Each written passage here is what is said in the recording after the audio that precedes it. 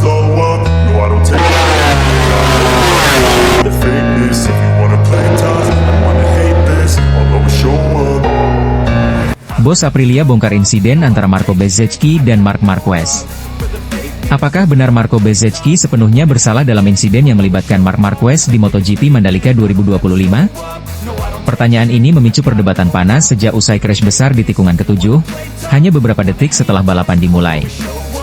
Banyak pengamat langsung menuding Bezzecchi terlalu agresif dan memaksa masuk, namun bos Aprilia Racing, Massimo Rivola, justru memberikan analisa berbeda yang memutar balik opini publik. Balapan utama MotoGP Mandalika 2025 sejatinya sudah diwarnai ketegangan sejak start. Marc Marquez, yang memulai dari posisi ke-9, mencoba melesat ke depan untuk memperbaiki hasil buruk sepanjang pekan. Sementara itu, Marco Bezzecchi dengan motor Aprilia juga tampil penuh ambisi untuk langsung menempel kelompok depan. Tikungan 7, salah satu sektor tersulit Mandalika dengan kombinasi pengereman keras dan sudut sempit, menjadi saksi bisu drama besar tersebut.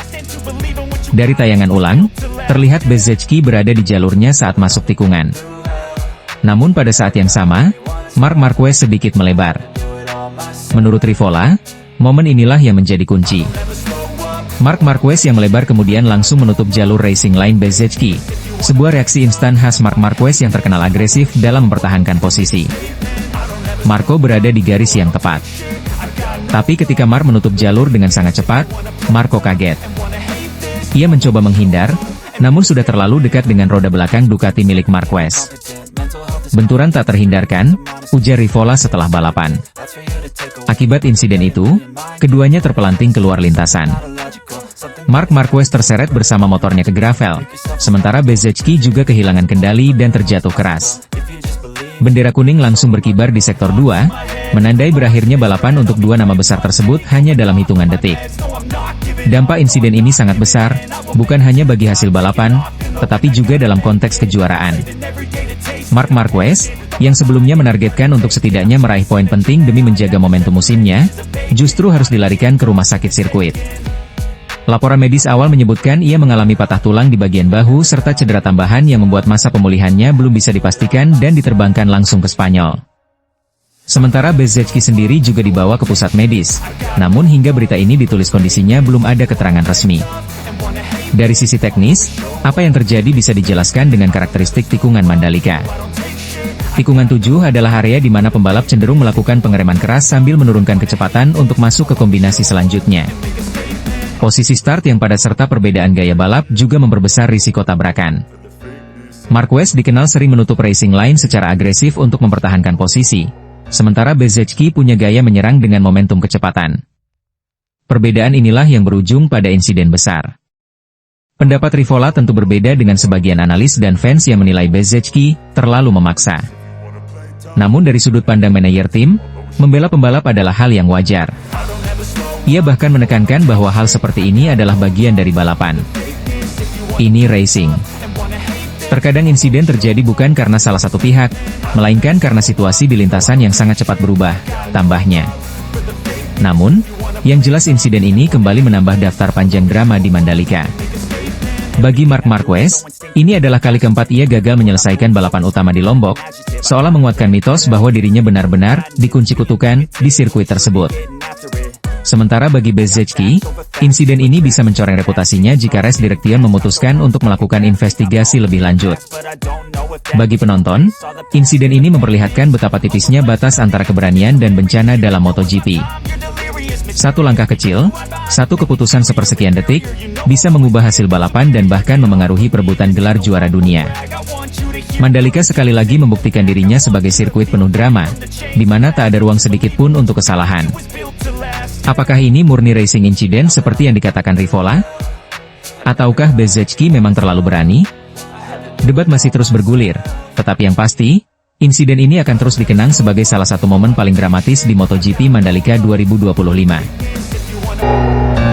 Davide Tardozzi sampai keringat dingin saksikan perjuangan heroik Marc Marquez di sprint race Mandalika. Drama, ketegangan, dan perjuangan habis-habisan kembali mewarnai sprint race MotoGP Mandalika 2025. Sorotan utama tertuju pada Marc Marquez yang tampil penuh determinasi meski harus menghadapi kesulitan sejak awal sesi. Dari start buruk, insiden kontroversial dengan Alex Rins, hingga hukuman long lap penalti, Marquez tak menyerah dan akhirnya berhasil finish di posisi ketujuh. Performa itu membuat bos Ducati Corse, Davide Tardozzi, sampai mengaku keringat dingin melihat kegigihan rider andalannya. Sejak awal akhir pekan, tanda-tanda kesulitan Marquez sudah terlihat. Di sesi praktis dan kualifikasi, ia tak mampu menemukan ritme terbaiknya di lintasan Mandalika yang dikenal teknis dan penuh tikungan cepat. Start dari posisi ke-9 jelas bukan kabar baik bagi seorang juara dunia berpengalaman, apalagi bagi Marquez yang sepanjang musim 2025 biasanya selalu berada di barisan depan. Begitu lampu start padam, Marquez mencoba mengubah nasib.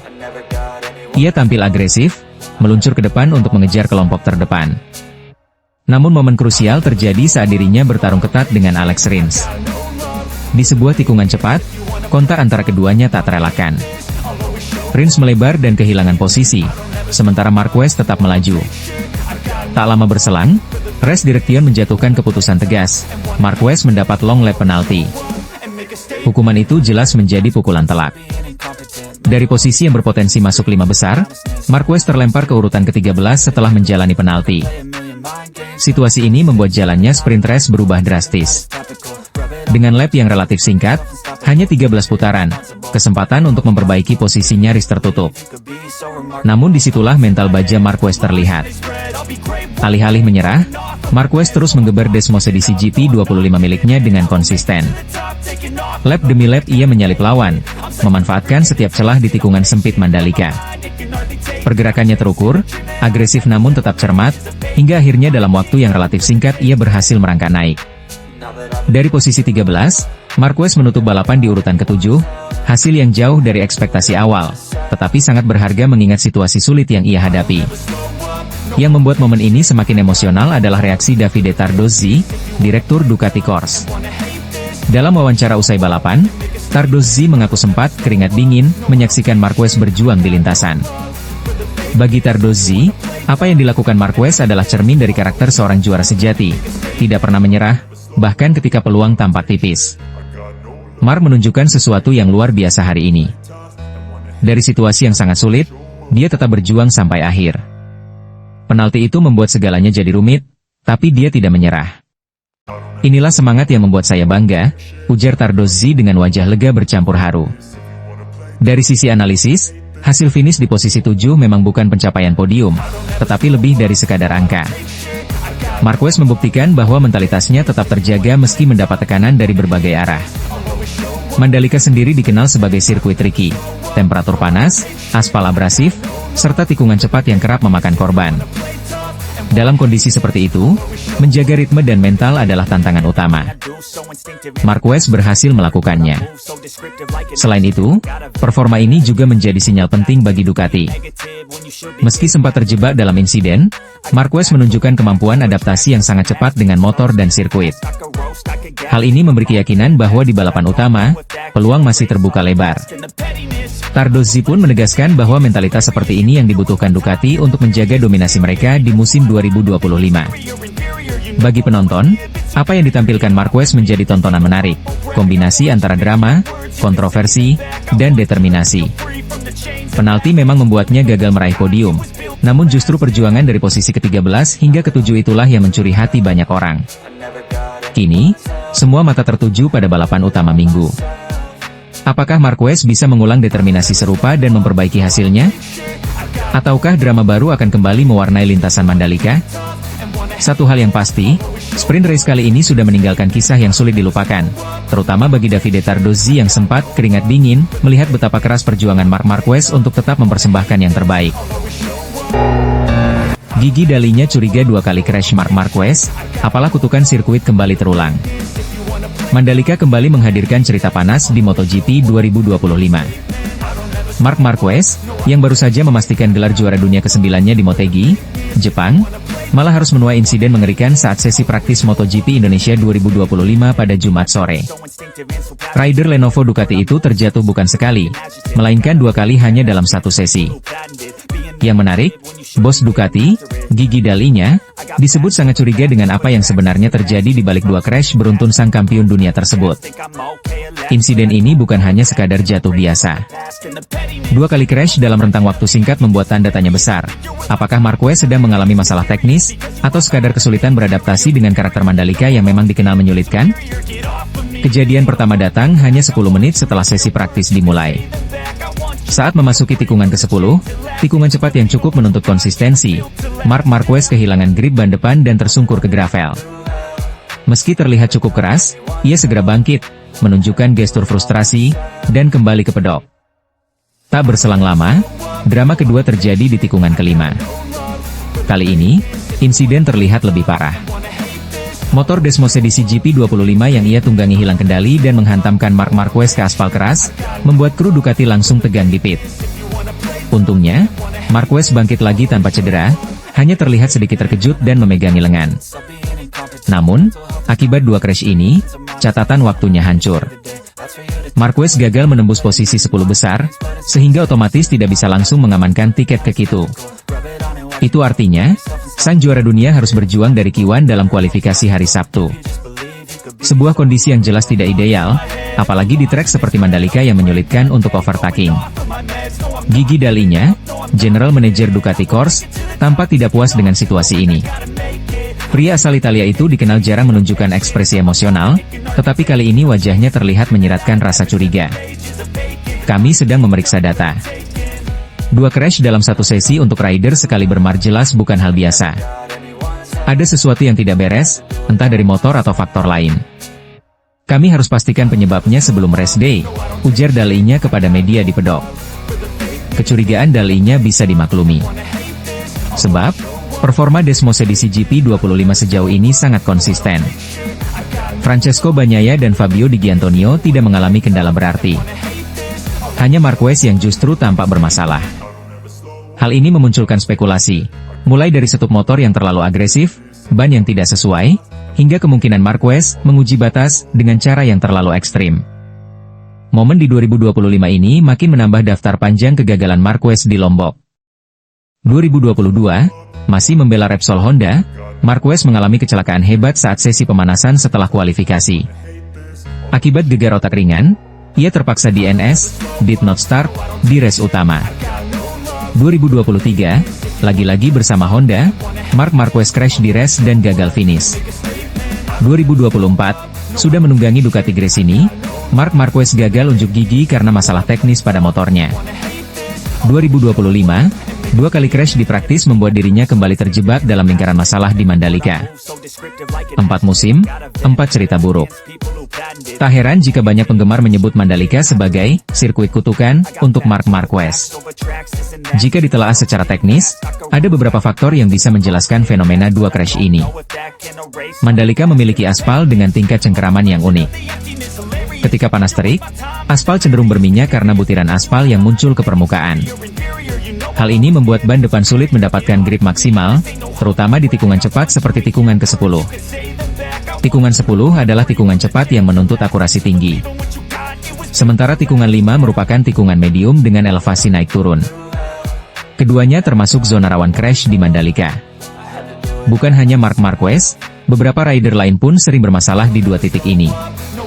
Ducati Desmosedici GP25 dikenal agresif, dengan tenaga besar dan sistem pengereman kuat.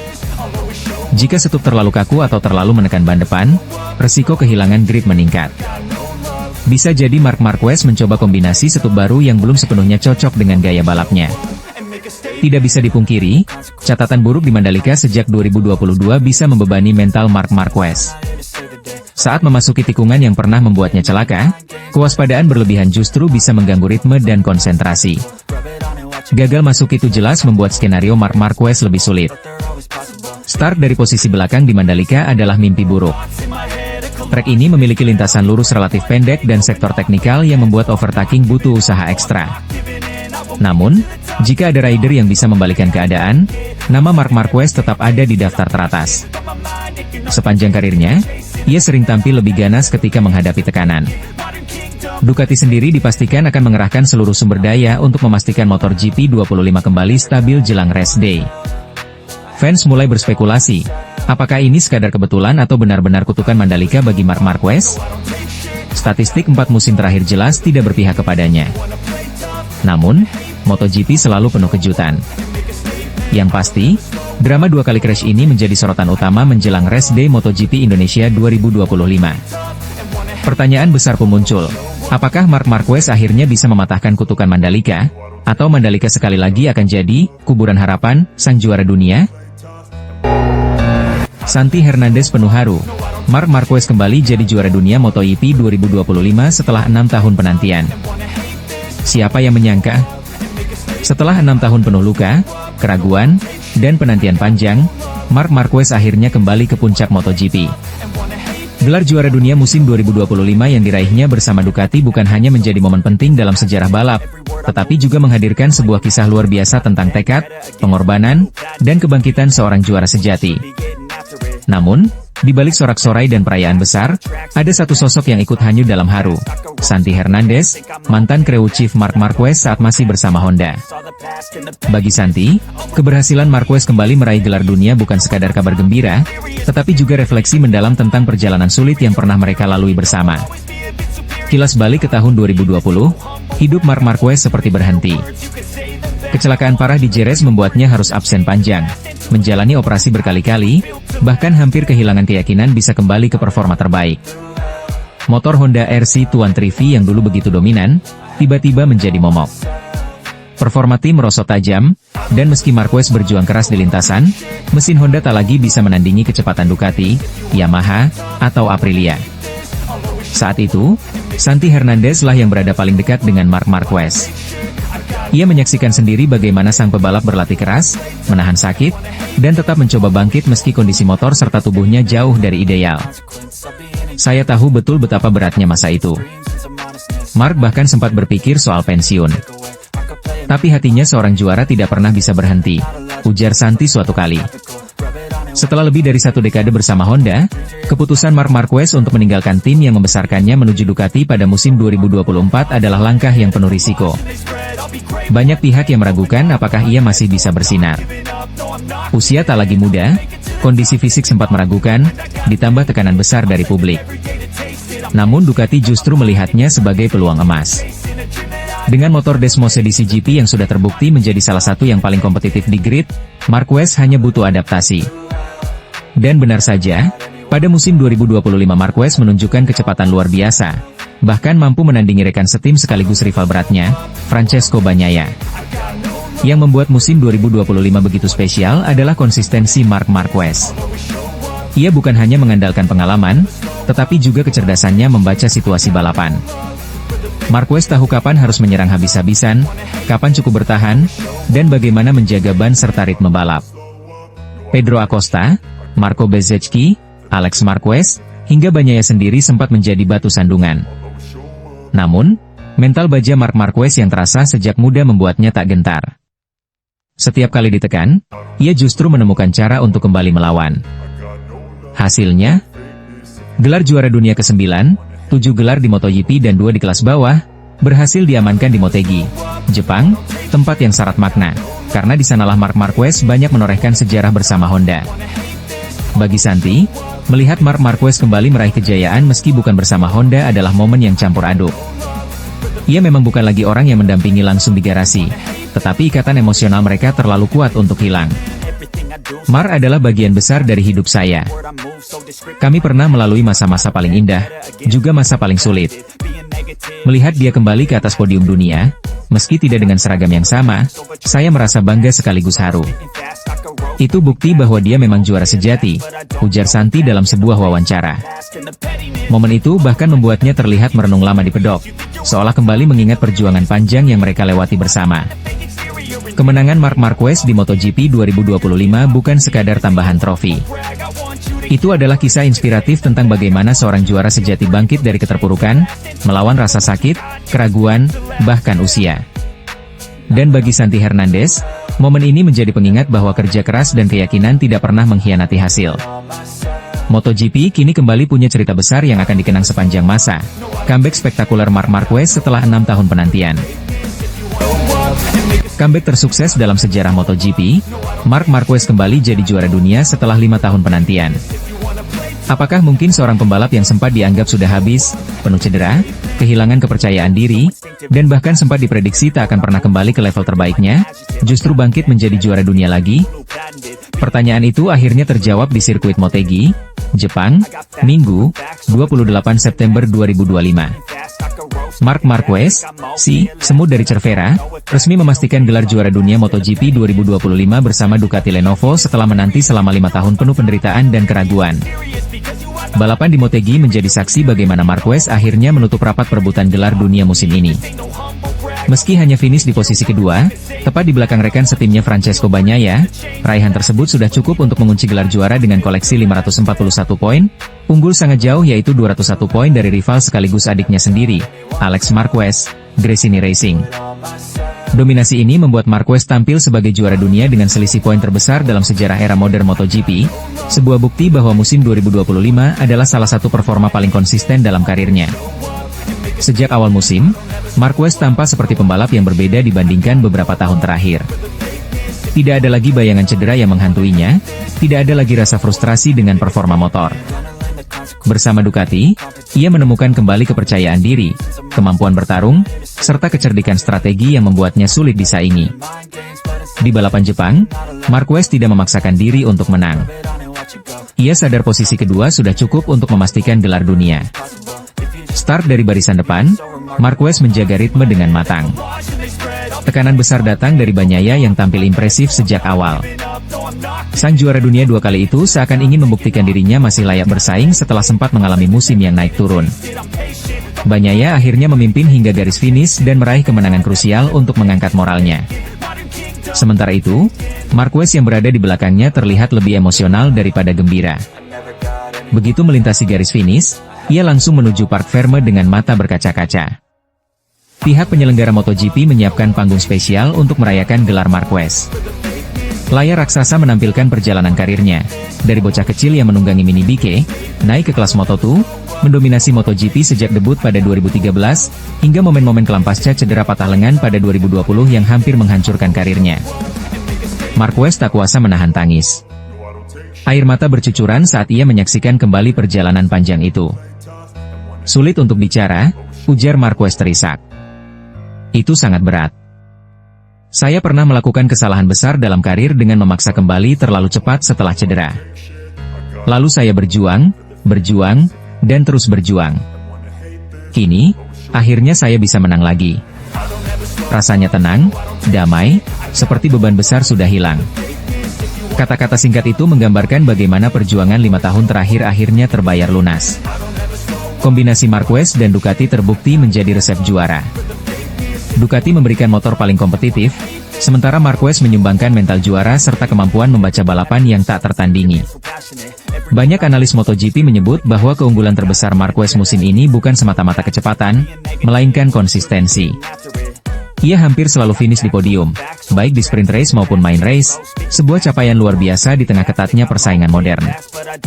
Ducati sendiri juga bersyukur dengan pilihan berani mereka merekrut Marquez pada 2025. Bos Ducati Lenovo, Davide Tardozzi, mengungkapkan kebahagiaannya. Ini hari yang sempurna di Jepang. Marc memberi kami gelar dunia, sementara Pecco, Bagnaia, membuktikan dirinya dengan kemenangan. 2 kemenangan di Motegi adalah simbol betapa kuatnya tim kami. Kesuksesan Marquez bukan sekadar gelar ke-9 dalam karirnya. Ini adalah kisah comeback paling fenomenal dalam sejarah MotoGP. Dari seorang pembalap yang dianggap sudah tamat, kini kembali ke puncak dunia. Hal ini tidak hanya menginspirasi penggemar, tetapi juga memberi warna baru dalam persaingan, terutama melihat rivalitasnya dengan generasi muda seperti Pedro Acosta, Francesco Bagnaia. Musim 2025 akan dikenang bukan hanya karena Marquez juara, tetapi karena ia membuktikan satu hal penting. Juara sejati mungkin terjatuh, tapi tidak pernah benar-benar hilang.